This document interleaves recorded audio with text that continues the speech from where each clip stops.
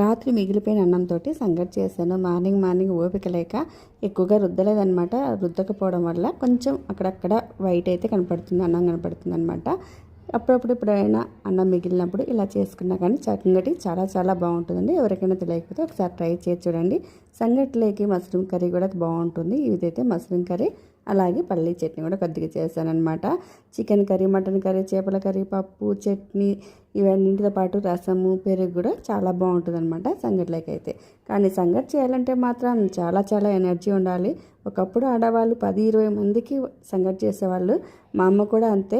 ఊర్లో పొలాలకు వస్తారు కదా, పొలం పనులకి వచ్చి కూలీలకి భోజనాలు పెడతారు కాబట్టి 10-20 మందికి 30 మందికి కూడా సంగటి చేసిన రోజులు ఉన్నాయి మా అమ్మ అయితే కన్నా.